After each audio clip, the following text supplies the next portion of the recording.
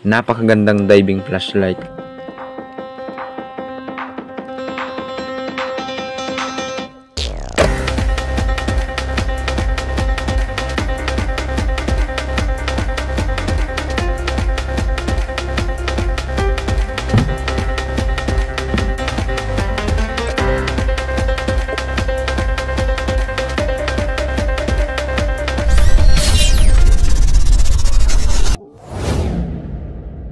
Okay mga sir, para sa ating mga kapwa espero itong ating review ngayon. Isang diving flashlight galing sa Sufirn. Ayan, ito yung box nya. Buksan na agad natin mga sir. Ayan, ito yung mga kasama sa box. User manual. Meron din siyang kasamang charger, yung diving flashlight. Maliit lang ito mga sir. Yan. Lanyard, ang charging cable, dito yan inilalagay. Meron din siyang reserbang o-ring, 5 pirasong o-ring. Then meron din pala itong battery na kasama mga sir, nasa loob. Kita natin. Ayan.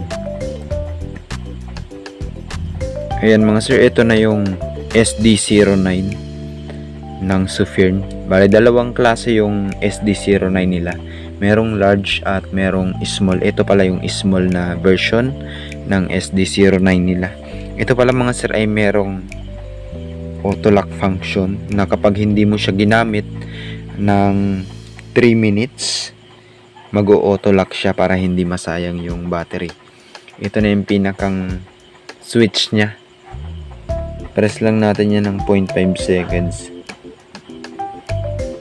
Kapag ganon, kahit na press natin, ibig sabihin nakalock yan pag nag-blink siya ng 2 beses.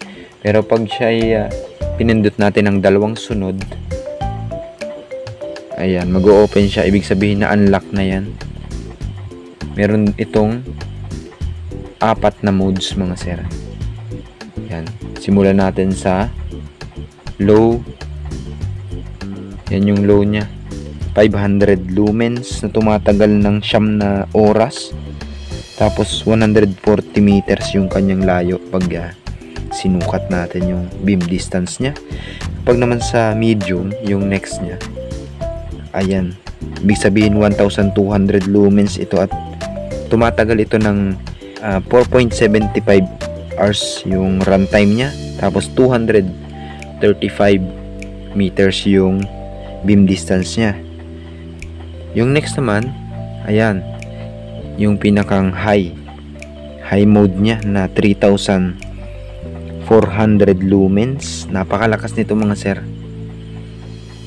At yung runtime nya ay 2 oras at 25 minutes. Yung throw nya, yung layo ng kanyang beam ay 375 meters. Ayan mga sir. Ito yung pinakang maganda dito sa diving flashlight ni Sufirn na SD09. Meron siyang direct access dun sa strobe nya. Kagaya nito, 2 beses lang natin na magkasunod na pindutin yung switch nya. Ayan. Napakagandang gamitin ito mga sir pag panghuli natin ng pusit. Yung bigat pala nito mga sir ay napakagaan lang. 203 grams lang yan kapag walang battery nakalagay. Tapos yung water resistant naman ito ng 100 meters. Doon pala sa kanyang size, 48 mm yung kanyang head. Tapos dito sa may parting katawan nya ay 26 mm. 142.6 mm yung kanyang haba. Ayan, maliit lang. Pwede nating ibulsa ito. Pwede nating ilagay sa bulsa. Ito ay merong battery indicator. Ayan, battery light o power indicator. Ayan.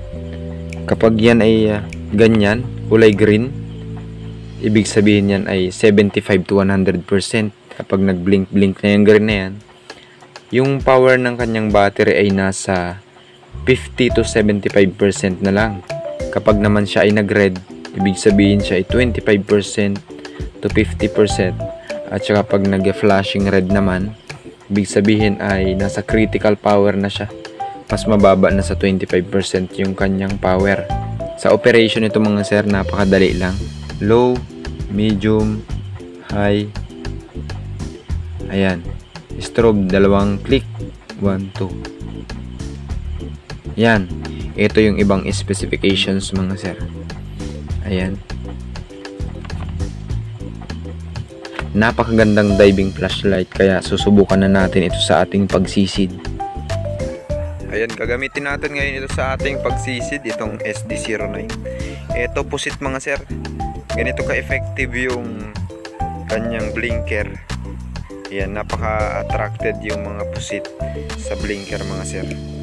At dito meron tayong nakita na isang samaran. Ayan, ganyan yung beam ng SD09 natin.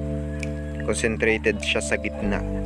At yung gamit natin dito ay yung kanyang medium mode lang. Ayan, napakagandang pang-hunting nitong diving flashlight na ito. Pangalawang blinker mga sir, ayan, pusit. Talagang walang ilap-ilap yung pusit kapag naka-blinker tayo. Dito pa mga sir, isang pagi. Ayan, no? Ayan. Talagang napakaganda nung gamit nating diving flashlight mga sir. At ito talaga yung pinakang nagustuhan ko dito, yung blinker niya. Ayan, napakaraming pusit. 7 pirasong pusit mga sir. Nag-ipon-ipon sila. At ayan, napakaganda mga sir.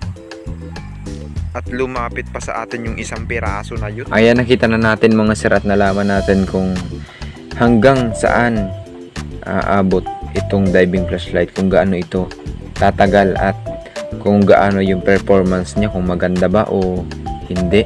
Ayan, kayo nang bahalang mag-comment dyan sa comment section kung nagustuhan nyo. At sa mga gustong bumili ay ang price pala nito mga sir, kapag wala siyang battery na kasama, nasa 2,000 plus lang, 2,100 ganyan. Pero kapag complete set naman, may charger, may battery, ayan, kagaya nung set na nakita nyo ngayon, nasa 2,300 plus yung kanyang price. Ayan, kaya ngayon sa mga gustong bumili, i-check nyo sa store ng Sufirn. Ayan, ito yung store ng Sufirn sa Lazada. Ayan, pwede nyong i-visit doon at pwede rin kayong humingi ng voucher para maka-discount naman ng kahit papaano. Ayan, ito pwede kong ito ay recommended ko sa ating mga kapwa espero dahil bukod sa kanya ay napaka-portable na, napakaganda pa ng performance at yung kanyang switch matibay. Ayan, maraming salamat sa inyong panonood at sana po ay subscribe nyo ang aming channel para sa mga videos na kagaya nito.